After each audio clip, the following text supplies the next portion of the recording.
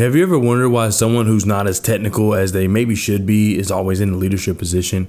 Well, this isn't really luck. Well, actually, sometimes it is luck, and then sometimes it's opportunity, and sometimes it's who you know. But either way, there is a reason why they're in the position they're in. And in this video, I'm going to explain what skills did they leverage to get into that position. Before we get into that, I want to introduce myself. My name is Darian. I'm a technical product manager, and I feel as though I have a lot of just advice and just things to talk about when it comes to tech career and coding and all these things that I feel as though I wish I knew. And that's the whole reason of me creating this content. So if that sounds interesting to you, make sure you go ahead and hit that subscribe button down below. But without further ado, let's go ahead and get into this topic. So a very common misconception is that when you're being in a technical field that you don't have to talk. I've had so many people tell me, oh, I can't wait to be in your position, or I'm trying to transfer into tech. I'm trying to find my way into tech because I don't want to talk to people. I don't like people. Well, there is a lot of communication in the technical field, whether you're like me, a product manager, or a developer, scrum master. There's a lot of different hats and different things you have to do to communicate with people every day. And then a lot of times you're talking to people who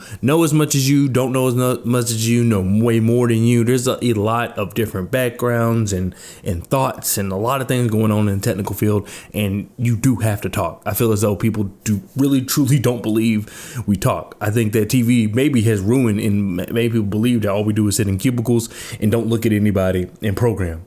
That's very far from the truth, especially now with more companies adapting to agile methodologies. And I feel as though people don't realize how important those communication skills are, because that's it. As we talked about earlier, how people who are not as technical in these higher up positions, it's because of their communication skills. It's because of their soft skills. That will take you a long way. Even if you don't want to be a manager, even if you don't want to be a CEO, CFO, CIO, all these things, your communication skills in tech are what's going to help your career just go smooth and just skyrocket you to where you want to be, to where you can either provide for your family, do things that you want to do. Those communication skills, those soft skills are what really takes the cake.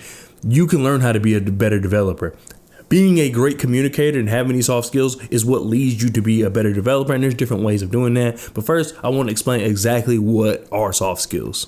There are a lot of different things that can count as being soft skills, but I'm just going to name a few that kind of first came to my mind, and feel free to add, feel free to disagree. It's always an open conversation in the comments, so make sure you go in the comment section below and leave your thoughts. Some soft skills that I feel are very valuable in the tech space are communication, teamwork, leadership, empathy, emotional intelligence, and adaptability. Now, like I said, you can feel free to disagree with those, but I feel as though those are the ones that you need the most. You may hear some of those and feel as though they don't belong, but I think that when you really think about it, you'll realize how important they really are. For example, having good leadership skills doesn't mean you're going to be a manager. You can want to be a entry-level developer. Of course, that's what, if you're transitioning into tech or you're just getting into tech, that's what you are. That's what you strive to be. You got to that point somehow. But being a leader is more than just being a manager. Being a leader is someone that you can lead by example, but just putting in the hard work. That's going to maybe motivate others. That's going to have people, if you're willing to take, over certain projects that maybe it's not necessarily senior level, but their input is needed, but they don't really need to spend their time on it. And you're someone to take that and take that initiative and step forward and then lead that project. People are going to see that, and people are going to want to help you. That's a soft skill. That had nothing to do with coding. You could stink at coding, but people seeing that you're willing to take that initiative and then maybe learn a little bit along the way is going to incline them to help you. And then you can use the knowledge that they gave you, because you never know. They could have 20 years of experience, 15 years of experience, and just those conversations that you're having with them, just because they like your initiative, they like how you took over the project, they like how you leading the project.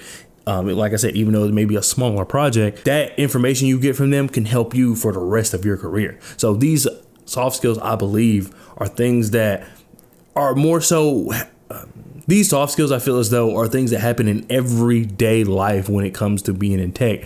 And that's why we may not think about it as much, because it's not something that necessarily jumps out or you can put on a resume. However, when people are talking to you and you're able to converse your skills and converse your knowledge, those are soft skills that are going to allow people to realize who you are and what you really can provide for their team. Because one thing that people don't look at is they always think about how good am I in terms of the technical aspect. But a lot of times a hiring manager is also looking at your fit. It doesn't necessarily matter how good you can program. I've had people tell me specifically that certain people didn't get roles, not because they didn't know the information. They thought in terms of technical skill, they thought they would be perfect, but how they fit with the team would cause just a lot of commotion, and just it would prevent a lot of projects getting done. Because you got to think about it, in a whole retrospect of tech, no matter where you are, the biggest thing is getting your projects done. The biggest thing is getting the work done. If you have to take time to teach people how to interact with each other and be a team player, then you're missing out the point, even if everybody's the greatest developers of all time. So I think that a lot of people underestimate rather how important having these soft skills are. That does it for this video. Thank you so much for watching. If you're willing to start on these soft skills and you feel as though you need to work on them, let's start today. Don't wait till tomorrow. Start to think about what's one soft skill that you can improve on this year. I know it's about to be April, but still leaves plenty of time to develop a soft skill. Once again, it does not take long. It just takes the the desire to build these soft skills. If you want more tips on tech careers and just other things around tech, because there's other things I want to talk about, like what it's like building an app and all these things, because I want to go through that myself, and then I want to take you along my journey as I'm doing it. So if you just like the technical aspect of things, whether you're working in tech or doing side projects in tech or the entrepreneurial side, just any of that, then feel free to subscribe. Once again, thank you so much for watching, and I'll see you guys next time.